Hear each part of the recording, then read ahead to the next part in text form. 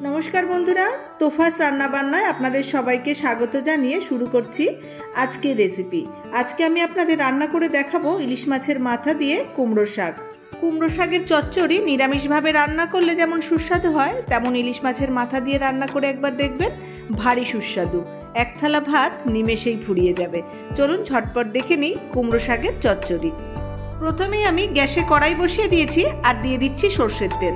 আমি এখানে 3 টেবিল চামচ মতো সরষের তেল দিয়ে দিলাম আর তেলটাকে খুব ভালো করে গরম করে নেব। তেল ভালোভাবে গরম হয়ে গেলে আমি আগে থেকে ইলিশ মাছের মাথাগুলোকে ধুয়ে পরিষ্কার করে জল ঝরিয়ে নুন হলুদ মাখিয়ে রেখেছিলাম সেই মাছের মাথাগুলোকে দিয়ে দিলাম। গ্যাসের ফ্লেমটাকে আমি এই সময়ে লো টু মিডিয়ামে রাখবো যাতে মাছের মাথাগুলো খুব ভালোভাবে ভাজা হয়। এক পিঠ মাছের মাথাগুলো ভাজা হয়ে গেলে উল্টে দেব। এভাবে আমি মাছের মাথার দু পিঠই বেশ লাল লাল করে ভেজে নেব। মাছের মাথাগুলো বেশ ভালো মতো ভাজা হয়ে গেছে, আমি এবার এগুলোকে তুলে রাখছি। মাছের মাথাগুলো ভেজে নেওয়ার পর যে তেলটুকু কড়াইয়ের মধ্যে আছে ওই তেলেই আমি রান্নাটা করব। খুব বেশি তেল আমি রান্নায় ব্যবহার করব না। আমি ওই তেলের মধ্যেই দিয়ে দিলাম হাফ চা চামচ পাঁচফোড়ন আর কয়েকটা চেরা কাঁচা লঙ্কা। সামান্য একটু নেড়ে ফোড়নটাকে ভেজে নিচ্ছি। কয়েক সেকেন্ড নেড়ে চেড়ে ফোড়নটা ভাজা হয়ে গেলেই দিয়ে দিলাম এর মধ্যে কেটে রাখা আলু। আমি এখানে বেশ আলুগুলোকে লম্বা লম্বা করে কেটে নিয়েছি।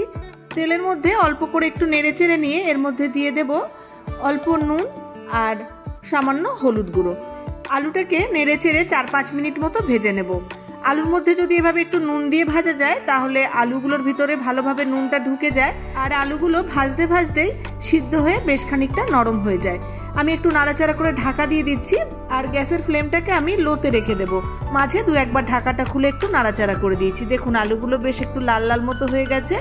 এই পর্যায়ে আমি এর মধ্যে দিয়ে দেব কেটে রাখা ঝিঙে আর দিয়ে দেব কেটে রাখা বেগুন।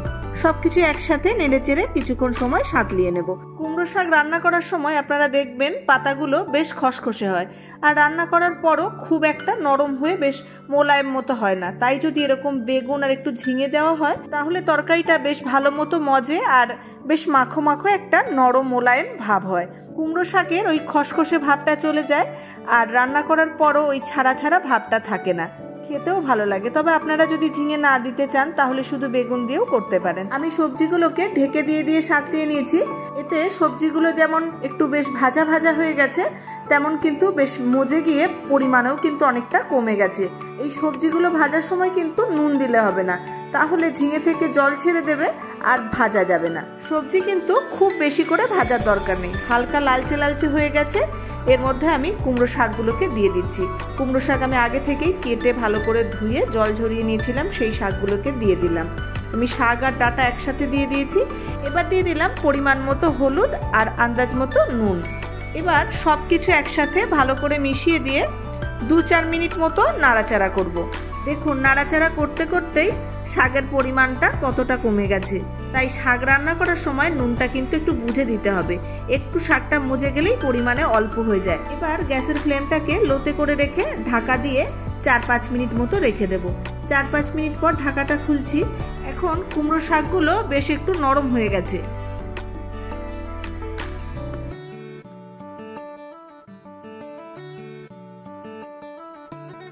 কুমড়ো ডাঁটাগুলো যেহেতু এখন একটু শক্ত হয়ে আছে তাই একটু ভালো করে সিদ্ধ করার জন্য একটু জল লাগবে। আমি অল্প একটু জল দিয়ে দিলাম। খুব বেশি জল দেওয়ার প্রয়োজন নেই। গ্যাসের ফ্লেমটাকে কমিয়ে দিয়ে ঢেকে রেখে দিলেই কিন্তু ডাঁটাগুলো ভালো মতো সিদ্ধ হয়ে যাবে। আপনারা দেখে নিশ্চয়ই বুঝতে পেরেছেন খুব বেশি জল এখানে আমি দিইনি।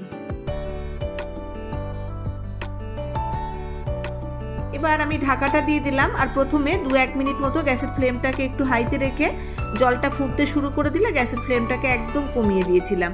মাঝে একবার ঢাকাটা খুলে একবার নাড়াচাড়া করে দিচ্ছি।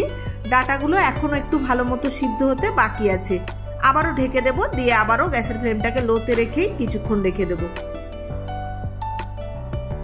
7-8 মিনিট পর ঢাকাটা খুলছি আর দেখুন এবার দেখেই বুঝতে পারবেন সমস্ত সবজিগুলো বেশ ভালো মতো সিদ্ধ হয়ে ঘেটে ঘেটে যাচ্ছে আর ডাঁটা শাক সবকিছুই সিদ্ধ হয়ে গেছে ভালো মতো। এবার এর মধ্যে আমি একটু সর্ষে বাটা দিয়ে দেব। আমি আগে থেকেই 2 রকম সর্ষে বেটে নিয়েছিলাম, সাদা আর কালো সর্ষে দুটোই সমান সমান নিয়েছি। 1 চা চামচ সাদা সর্ষে নিয়েছিলাম, 1 চা চামচ কালো সর্ষে নিয়েছিলাম। ভালো করে একটু নুন দিয়ে বেটে নিয়েছিলাম যাতে তিতো না হয় আর সর্ষে বাটাটা একটু শেষেই দেবো, বেশি ফুটলেও আবার অনেক সময় তিতো হয়ে যায়। সর্ষে বাটাটা খুব ভালো করে নেড়েচেড়ে শাকের সাথে মিশিয়ে দিচ্ছি, আর দিয়ে দিচ্ছি সামান্য একটু চিনি। এরকম চচ্চড়িতে একটু সামান্য চিনি দিলে স্বাদের ব্যালেন্স হয়, খেতে ভালো লাগে। তবে আপনারা যদি চিনি না দিতে চান তো বাদ দিয়ে দিতে পারেন। এবার ভেজে রাখা মাছের মাথাগুলোকে দিয়ে দিচ্ছি, আর খুন্তি দিয়ে মাথাগুলোকে অল্প করে একটু ভেঙে দেব।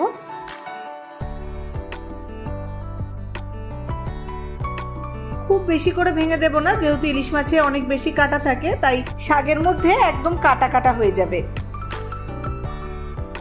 ভালো করে নেড়েচেড়ে মিশিয়ে দিয়ে এর মধ্যে আমি শেষে দিয়ে দেব একটু কাঁচা সর্ষের তেল। যেহেতু সর্ষে বাটা দেওয়া রয়েছে আর শাকের মধ্যে এরকম একটু সর্ষের তেল ছড়িয়ে দিলে খেতে কিন্তু ভালো লাগে, স্বাদটা বেড়ে যায়। এবার ঢেকে দিয়ে গ্যাসের ফ্লেমটা একদম লোতে করে দিয়ে 4-5 মিনিট মতো রেখে দেব। এতে মাছের মাথাটা যেমন সিদ্ধ হয়ে যাবে, তেমন তরকারির মধ্যে ইলিশ মাছের ফ্লেভারটা সুন্দরভাবে মিশে যাবে। তরকারিটা আমার রান্না হয়ে গেছে, আমি এটাকে এর থেকে বেশি আর শুকনো করব না, এটাকে এবার নামিয়ে নেব। আপনারা এইভাবে রান্নাটা একবার করে খেয়ে দেখবেন, আশা করি আপনাদেরও ভালো লাগবে গরম ভাত দিয়ে খেতে।